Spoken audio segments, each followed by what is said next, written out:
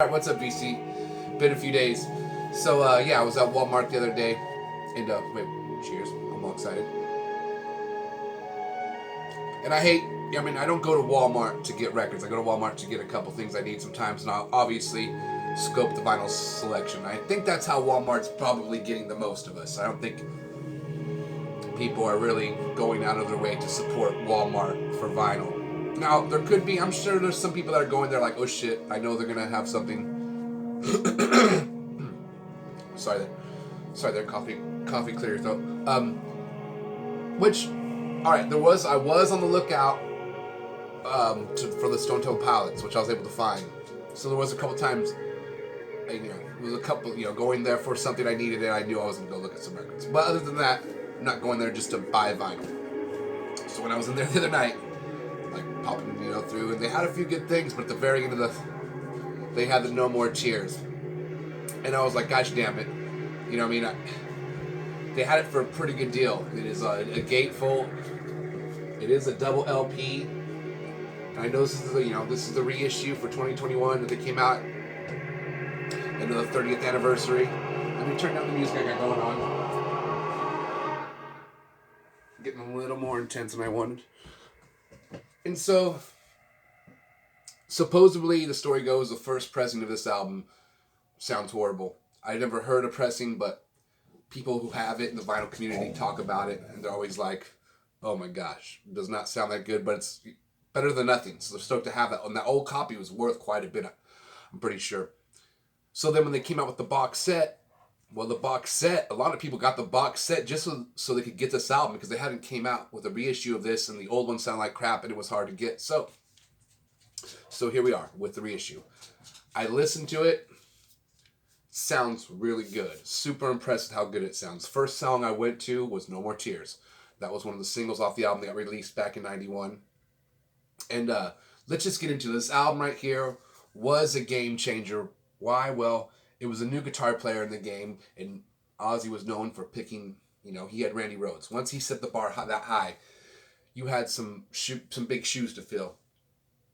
So I think there was Brad Gillis. So there's been a few people that filled in before, after Randy Rhoads' passing, before they got to Jakey Lee. I want to say Brad Gillis, though, I could be wrong on the name, who did Speak of the Devil when they did the live Sabbath tunes, which is super awesome. Great album. But anyways, they got to Jakey Lee. And I love Jakey Lee. That dude's a freak on guitar. Was doing a lot of cool stuff. With no whammy bar. He would play with all 5 fingers. He would do those big intervals where he's using his thumb and his pinky. Never seen any other guitar player do that. So anyways, so this album comes out. There's this new guy, Zakk Wylde.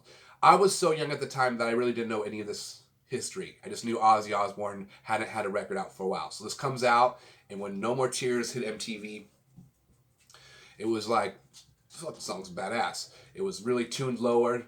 Guitar player was making his guitar scream.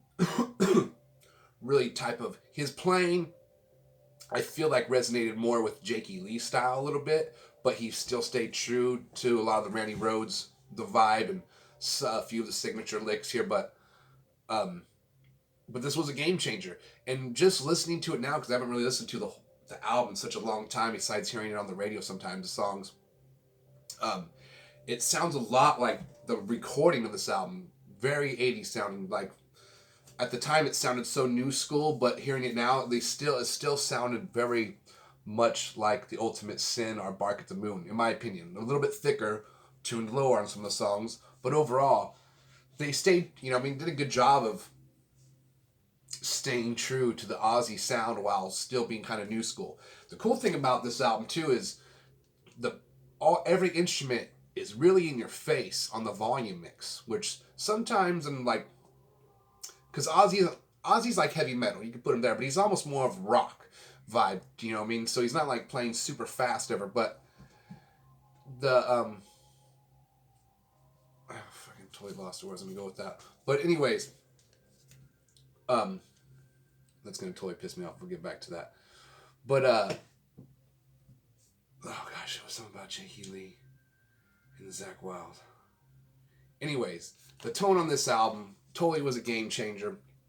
And you guys are laughing. You're like, I know what you're talking about, and I can't re-record it. But when this came out, you know what I mean? Like I was saying, big shoes to fill. I'm trying to backtrack here. Now you guys are like to laugh at me. Okay, now we're just going to roll with this. Okay. But I'm stoked I got the album. It wasn't too pricey. It's a double LP. It sounds really good. The mix feels strong. Oh, the instruments are all in your face. Yes, that's where I was going. A lot of rock music is sometimes the bass will be a little bit lower, like Metallica's freaking And Justice for All album. What happened to the bass? This album did a good job of the mix where the bass is in your face. Shit, even the keyboard gets real loud in the mix at times. And then obviously Zach's guitar, very in your face, but they did a good job of, if you listen closely, the guitar is not super, super loud in the mix. That's where a lot of people kind of fuck up on trying to, I think, emulate, you know, these old albums back in the day when I would hear people jam out. This guitar be almost... Now, Zach, when he plays, the shit is super loud. But as far as in the studio, in the mix, you know what I mean, they did a great job of everything is up in your face in the mix without being louder than any of the other instruments. But it's just, you know, they did a good job of keeping everything in your face while still being smooth. And the leads are kind of, as powerful as the leads are, if you listen closely, again, they're not super above the mix, a little bit under everything else. But anyways, that's my little, you know, like back in the day for you younger kids out there was no internet, so like they really were promoting Ozzy coming out with a new album. So it was one of those things to where like there was a lot of hype around this, and you know, I mean, like it should be. And what's really cool is back then there was more mysterious, like more mystique to Ozzy Osbourne, because you couldn't go on YouTube and watch interviews. There was like, the interview was really rare, like you would see one every now and then, maybe on MTV around the time this album came out, or maybe him on like a late night show. But he was like, when I was a kid, I remember thinking, this is because I had heard a story that somebody had like killed himself at one of his shows. I mean, urban legend type of thing, and it probably did happen. I've never Googled, and I think it was at a Black Sabbath show. So in my mind, hearing my mom's friends talk about how evil Ozzy was, how he would eat animals, you know, because of the bird thing that happened at that meeting that got kind of, and then the stage thing, what supposedly happened on accident. So this, as a little kid, this guy sounded insane. So it was like, when he would come on MTV, when he finally put the video on, No More Tears, this shit seemed scary. It was like, whoa, this dude's psycho. I mean, but he's got a great voice. And he's got a badass guitar player. And then Zakk Wylde, they did a good job, I feel like, of Zakk Wylde. You never seen his face. Just like this fucking long. He was almost like a Buckethead type of vibe, because you never seen his face. Just long hair, and then there's just this fucking Les Paul with a bullseye on it. And he for whatever reason, he even looked kind of, when I was a little kid, he even looked like, oh, maybe he fucking eats animals too. And so I just had this vision. These motherfuckers were like eating fucking, they didn't care if they, you know, hey, oh, you guys don't got eggs Benedict? I'll take 2 birds for to go. So, you know what I mean? And then hearing people hurt themselves at his concerts, I was like, I don't even want to, I'm afraid to go to an Ozzy Osbourne concert, because I thought it was just mayhem.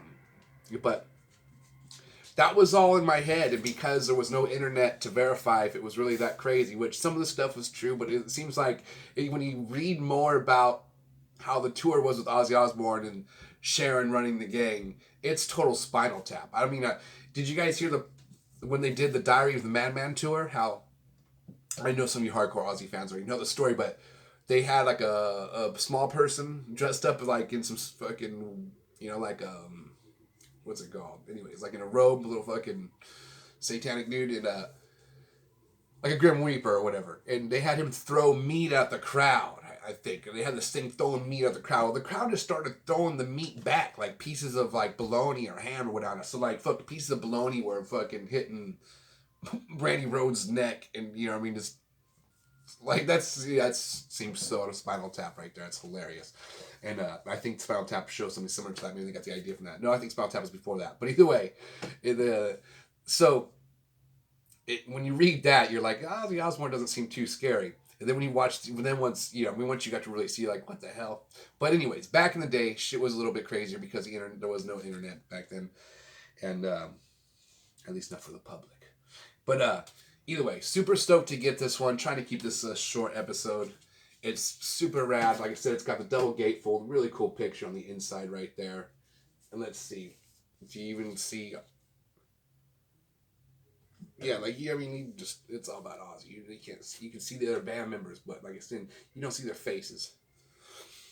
But even back here, look at even Zakk Wylde. They still kind of like kept him out. So as a kid, I'm like, what the fuck does this dude look like? Like, you know what I mean? Like, because in a kid, you were all about like, you know what I mean? Like, what's going on? You know what I mean? Like, smiling back there. Like, when, you know what I mean? I was, you know what I mean? What's going on here? But you never got the idea. It was just fucking, this dude's rocking out. Long hair, bullseye guitar, making it scream. So it was a game changer. I feel like it got a lot of guitar players back in the day. This album was like, holy shit. You know, I mean, this dude did a good job because, like I said, you had all the big shoes to fill. Especially not just Randy Rhoads. You know what I mean? Like, the other guitar players Ozzy had, especially Jakey Lee. Love Jakey Lee. That dude's a beast on guitar. And I feel like sometimes he's totally underrated. That dude, most guitar players know who are in Ozzy, yeah, Jakey Lee's a man. But I feel like a lot of people who would hear Ozzy are probably, I mean, being smashed between Randy Rhoads and Zakk Wylde. Those are, yeah, you might get overlooked possibly. But most hardcore Ozzy Osbourne fans know he's a beast. But that's almost a whole other episode right there. My dog's going crazy. If she hears anything, she goes apeshit. So anyways, let's leave it on that note, guys. My dog going apeshit. Go get this. If you don't have it, it's pretty cool. It's out. Oh, one more thing I want to say. Hey, come here. Come here. All right, so the box set came out, and some people bought the box set because they really wanted to get this record. And that's happened. I feel like anytime they come up with a box set, one of the albums that's harder to get that's in the box set, they eventually reissue the album. Hey, come here. Hey. You don't give a shit.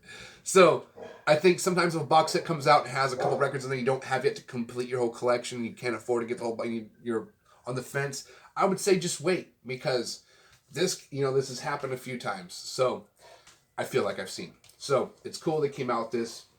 If you haven't gotten it yet, swoop it up now. It sounds really good. You can crank it up very loud. It doesn't feed back. The bass is in your face and everything else. And the guitar, the keyboards, the drums have the total 80s sound a little bit more of like I said, even though it came out 91, so fresh out of the 80s. But I could go on for days. I love talking about vinyl. And I really don't have a schedule for my show. If I feel like talking about, I got to get it out. Still some episodes up, so sometimes that's why it just comes in waves. And like I said, especially if I'm getting some new vinyl, I want to talk about. So, play lots of vinyl. Stay positive. Go check out all the cool stuff that's on YouTube that's in the positive realm of art. And I feel like people showing vinyl, in a weird way, if you're on YouTube and you're showcasing yourself, that's like art. You're being an artist. And, and run your YouTube channel however the fuck you want. As long as you're not, if you're throwing out, if you're being an artist, you're throwing out the positive vibes. Right on. So that, like and subscribe to this if you enjoy hearing these rants and you enjoy hearing about music and vinyl. I'm sometimes all over the map. I used to think maybe we'll just keep it narrowed down just to vinyl, which I still try to do, but my brain's all over the map. So I think I said map just 3 times. So either way, stay positive, and I'll see you guys next time. Bye.